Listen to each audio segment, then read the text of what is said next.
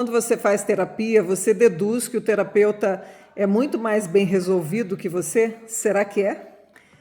O pensar que o terapeuta é mais bem resolvido que você porque ele tem um diploma ou um certificado, seja lá o que for, vem lá da sua infância, quando você nasceu e os adultos já pareciam bem resolvidos, né?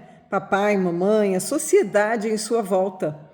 Então, quando você vê alguém que tem um diploma, ele é uma autoridade, tanto quanto papai, mamãe, titio, titia, o padre, o pastor. E essa pessoa ganha diante de você uma visão assim de que ele está no palco. Qual que é o simbolismo do palco?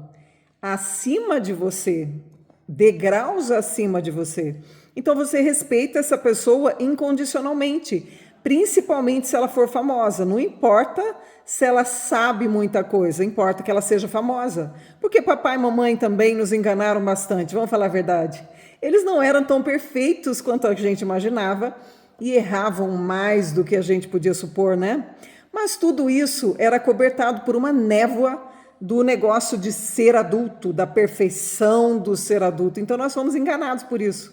E aí nós ficamos nessa ilusão, então, de que os adultos são perfeitos, os terapeutas, as autoridades são perfeitas.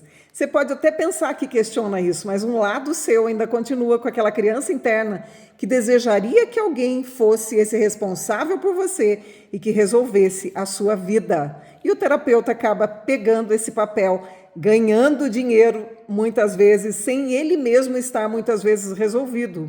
Eu sei, porque eu também já atendi terapeutas. Agora eu vou dizer para você, eu sou uma pessoa perfeita? Não. Mas como é que a gente pensa numa pessoa bem resolvida? Ela é uma pessoa perfeita? Uma pessoa bem resolvida, ela encara a sua humanidade. E ela também já avistou a sua divindade. Não tem ninguém perfeito.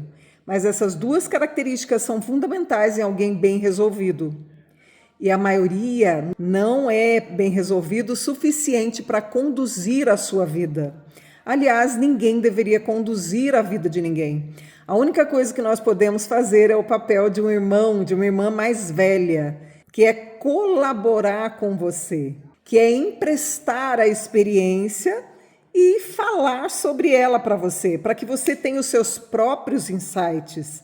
Então a terapia deveria ser isso e não uma condução, porque senão a personalidade do terapeuta vai conduzir você. A persona é a máscara que o terapeuta usa. Então vamos dizer, por exemplo, que o terapeuta já casou 5 vezes e já se divorciou 5 vezes. Primeira coisa que você falar para ele sobre o seu relacionamento que não está indo bem, ele fala, se divorcia, acaba com isso logo. Isso é a personalidade do terapeuta. Não se deve dar conselhos, mas alguém imaturo dá conselhos, né? Então, muitas terapias são feitas de conselhos, de aconselhamento da personalidade do terapeuta vindo para cima da sua personalidade. Então, ele está conduzindo você como um adulto conduz uma criança. E isso não vai funcionar para você. O que funcionou para ele, sei lá que funcionou, se é que funcionou, não vai funcionar para você. É por isso que é tão complexo essa questão da terapia, né? Porque a maioria das pessoas ouve dizer fulano é um bom terapeuta e vai correndo lá e paga e fica endividado e faz qualquer negócio. E se a pessoa é famosa, você berra, esperneia, vende o carro, faz tudo e não raciocina. Assim como uma criança, você não pensa. Você está emocionalmente mergulhado e está criando uma dependência emocional, muitas vezes, do seu terapeuta. E você que faz terapia há 10 anos? E você que faz terapia há 5 anos? O nome disso não é terapia. O nome disso é dependência emocional.